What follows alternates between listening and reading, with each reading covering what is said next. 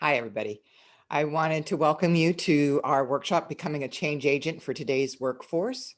Today's topic, we're going to talk about communication. And one of the things that I really think it's imperative and important for us to understand is that communication is actually from the office, which is now for most of us remote, to the dining room. Communication is the key. And so I always start any leadership development program that I am working with on communication and the importance of it and what it means. So today we're just going to kind of talk a little bit about some of the things that are imperative to communication.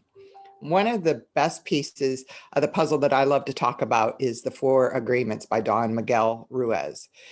Think about it. And if we all showed up in today's world with being impeccable for our own word and what we're saying, we don't take anything personally and we don't make assumptions and we always do our best. What a great world this would be. And there are times that we do that. And then there are times where we're human and, we just have those moments where things happen and we don't have that capability or that understanding. So I want you to be aware of the Four Agreements. If you've never read it, I highly encourage that you do. When we talk about communication, there are three critical things that we could always think about before we engage in a conversation. And that is what we want. Is it going to be a painful conversation that we're going to have? How long is it going to take? And what do you want? Not from me personally, but from whoever that you're having that conversation with. So if you show up in a conversation with those in the key and those little agenda items in the back of your mind and just kind of float that conversation too. Is it going to be a painful conversation? Is this something, or a difficult conversation is another way of putting it. I have a lot of clients that have difficult conversations on a day-to-day basis. And so we talk about and we brainstorm and we work together on what that would look like and how to approach it. And we even role play so that when they walk into it, they're a little more prepared and they feel that it flows more organically for them because they're not stammering and stammering. They're a little more confident as they approach it. Feedback is another crucial piece, especially in today's world. We need a lot of feedback. We need to understand what feedback is. And we just finished, for most of us, a lot of us, the end of year evaluations and goal setting for the coming year. And for some companies, they're still undergoing that. So feedback and how to flow with it. And here's some of the things that you need to understand. Some seek no applause, but appreciate a subtle difference. In how they're going to be approached. They want you to jump in the arena with them. It's similar to appreciation. How do people want to have appreciation shown? Not everyone wants the accolades. Not everybody wants to have their picture up on the wall. Not everybody wants those things. So asking the individual what works best for you, that cuts out all that guessing work you have to do as an individual. So ask. Some are giving feedbacks to others, but seldom are receiving. That can happen a lot of times when you're a manager yourself, you're giving other people feedback, but you're not getting from your higher ups the feedback that you need to move forward. And some need positive feedback to let them know they're on the right track. It could be just simply, I really appreciate what you're doing. And I think that you're on the right track. Or how are you feeling about where you're headed? Is this the direction that you want to go?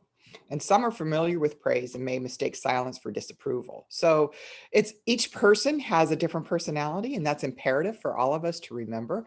We're all unique individuals, and not all of us are the same. So valuing the differences, that kind of flows right into that, doesn't it?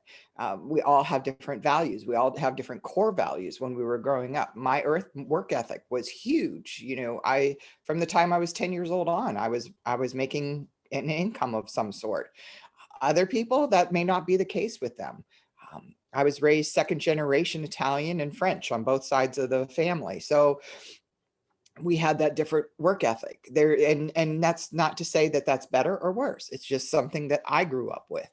So information, keeping that reminding that information flows in all directions. So if you're a manager or a team leader or even a VP or a director or even a CEO, it goes up It goes down, it goes across, it goes all different directions when you're giving feedback, when you're talking and having communications.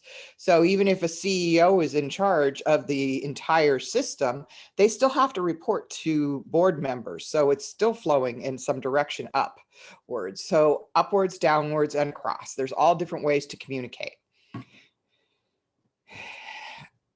The smartest thing an individual can do is to listen. That's why, you know, that wonderful saying that's out there, you have two of these, you have two of these, and you have one of these.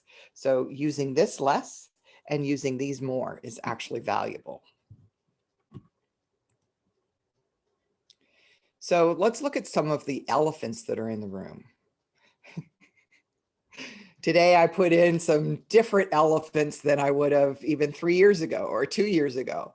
What are the elephants? Casual attire, no PJs on a Zoom call. I actually had an individual tell me the other day that somebody got up and walked away from the camera and they had their robe on and their fuzzy slippers. And they couldn't believe that they actually saw that. So let's remember that, you know, we don't need to have our PJs on. We can actually, from the top up, we could look good. We can have our makeup on. We can do all of those things. Ask your team what they want. Would they prefer a phone call? Would they prefer a Zoom call? Would they prefer text, Slack, or what kind of messaging form are you using? Tweeting. Let's not tweet our business out into the entire world. Tweet positive things, tweet things that you know you would be okay with in 2 years from now. Facebook, same thing, posting, making sure that you're not, oh, woe is me all the time. You're actually putting in a little more positive pieces, but being authentic to who you are too. For example, today I just posted, today is the 4-month anniversary of my mother passing away. And I posted, you know, grief in today's world is a lot different than it was even a year and a half ago. And a year and a half ago, we would have gathered together. I would have had this commemorative piece for her. Instead, I am, you know, unable to travel and take her back home because of COVID, and all of those things are up there. So it's an honest piece, but I'm also put in there that I'm commemorating her memory by holding this series and starting this today on the anniversary of her passing 4 months ago. Let's talk about what it means to have internal and external communication. Let's not forget that sometimes with Zoom and all those other formats, it can happen in weird ways. What are the work ethics for today? Oh, I am so sorry. That's a good example of a work ethic. My dogs just saw somebody walk by. So, you know, we are human. We live and work from home. Our animals are going to carry on sometimes, and we just need to push forward. So work ethics could be simply saying to people, you know, I apologize, but this is the real world. People come and go from my neighbor's yard, and my dogs seem to enjoy making a lot of noise when that happens. And it's part of being human. And we're all going to have those moments. It could be a child interrupting. It could be anything along those lines. So just keep in mind that that's something that can happen. Strong communication skills, asking questions. If you're not sure, say, I don't know. If you aren't sure what somebody else is trying to say, ask them to clarify. What is it that you're saying? I'm not quite sure what you're saying. If you have specific things that you want to cover with them, with individuals on your team that you might have said in passing, but they're not following through with it, then make sure that you take the time to put it in writing as well. And letting them know, I put this in writing, it's in your email, or it's in the workbook now, or it's in human resources. And also the other piece of the puzzle is, if you're working with a team and you say you want frequent updates, what does that mean for you? Do you want once a day? Do you want every time that they do something different? What is a frequent update meaning for you? General communication skills. I just love this quote. People need to learn that their actions do affect other people. So be careful what you say and do. It's not always about you. I had a beautiful lesson in this the other day. I said something to an individual and I did not mean it in the context that they took it. So I actually had to come out and say, that is not what I meant. I meant that I was divesting a lot of my stuff into your area. And so my apologies if that's how you took it. Let's start anew. Let's begin again and own your mistakes. It's okay. You are a human being. It's going to happen. So here's the communication skills slide. I love this slide because it says deep listening. And that is one of the most crucial pieces to communication. Again, we have two of these. What do we see? How do we react to it? What are we hearing? Not just with the words, but underneath the emotions,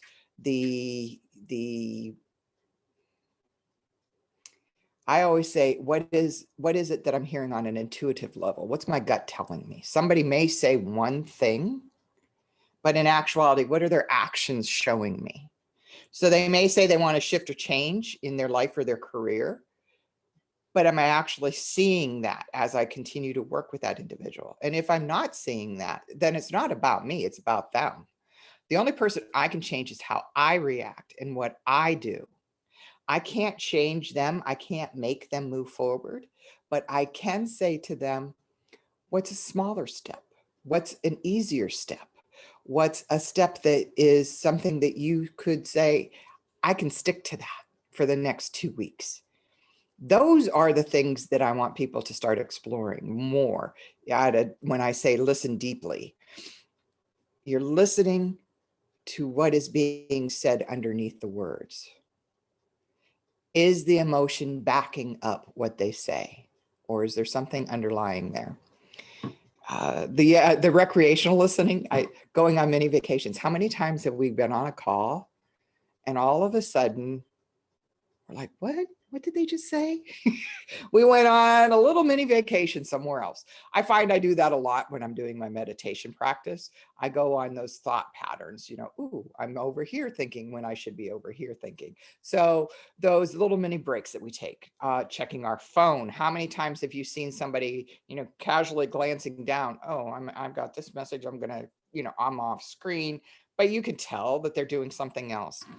Or now with remote working, the sidebar conversations aren't at the table, but they're Skyping messages to each other, or they're text messaging each other, or they're Slack messaging each other while the meeting is going on. So those are the sidebar conversations that we're finding in today's world.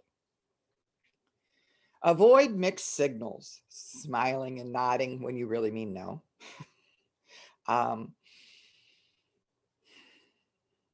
That's a biggie. Let's think about in today's world, especially with Zoom, when we are in a conversation with someone, we may be smiling to encourage them, but in actuality, we're like, oh, there is no way under the God's green earth that this is going to happen. So instead of smiling and nodding, just say, I wonder if you could clarify that in so that we can all understand that. So coming at them in a different light, not always, jumping on them. And that's my puppy, Chelsea, the one that you heard barking earlier. So the messages. When you look at this, you can see that this is an illusion. And the key to this is to remember that when we are having a conversation with someone, we assume what we said has been heard, when in actuality it may not have been. So asking clarified questions, moving forward in that direction. One of the biggest things that we can always do as individuals is find something in common with one another. Find a common ground, whether that's reading the same book, whether that's you each have 2 children, whether it's you both feel that you're getting drained and tired and stressed from today's COVID world that we live in, something that we can find that's in common. And now let's look at how we can assess and talk about what our communication skills are, the messages that we receive. How do we connect when we're on the receiving end of the communication? So here's the sender over here. And the sender, oops, let me go back, sorry. And the sender comes along and gives feedback to the receiver. And so if we don't remember to provide facts, if we don't remember that sometimes if we're the manager, they're going to take it harder, or that individual's personality might be one where they don't receive feedback very well. So we might need to approach them in a different light. We don't have to apologize for who we are, but we do have to figure out how to give the message. So self-revelation is a great way to start. You know, I'm wanted to make sure that in today's feedback session, we talked about how I can help you move forward, or you can help me move forward. Simple things where we're in this together, we're a team. It's not just about you. I can only change what I do, how I approach it. You can only change how you approach it. Let's talk about how we can change together. So with this, better communication. Words are about 80% of what people actually hear. Your voice and your tone is 37%. And your body is 55%. Even in today's Zoom world, people pay attention to what your eyes are doing, what your hands are doing as an individual. I talk a lot with my hands. I'm learning to calm down and not do that as much. But your body language definitely says something. So if you're sitting here like this, you looking tired and exhausted, that's telling them that you're not really into the conversation. Let's look at your examination, your listening skills now. So here's the 4 pieces to listening. With care, concentrate, really hear what they're saying, acknowledge. In other words, concentrate. I'm not thinking about how I'm going to respond when I first start this conversation with them. I'm actually concentrating on what I'm hearing. I'm going to acknowledge any emotions that I hear, anything underlying that I may hear. I'm going to respond in a manner that is carefully thought out and not just instantaneous no. Empathize. So my key phrase is communication plus compassion equals change. And that's what I live and breathe as I work with team leaders around the world. Communication is key, compassion is key, and they all create a change in today's workforce. Empathizing and compassion are actually in 2 different parts of the brain and have different responses. Empathizing with someone actually can trigger pain responses within your brain. Compassion, however, they have shown through brain scans can actually trigger the reward center. So empathizing is okay, but compassion is even bigger in today's world.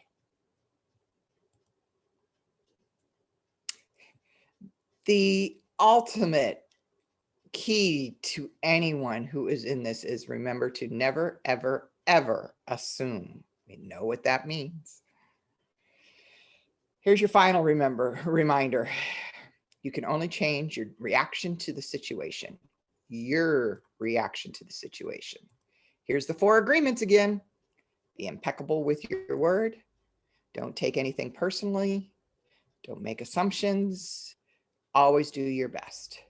The piece that I'm really excited about with all of this is that I am offering a mastermind group. And in that mastermind group, and we'll talk more about that on Friday, is the individuals that are coming together will be working on all of these pieces, but we'll be working in them in unique ways in a coaching mastermind group. So you'll be meeting twice a month, and we'll be talking more about that come Friday. Excuse me for 1 second.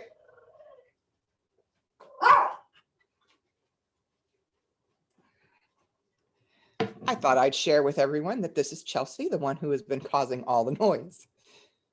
So as I get moving forward, I want you to know this is my contact information. I will be holding more workshops this week, each day at noon. I hope to see you there.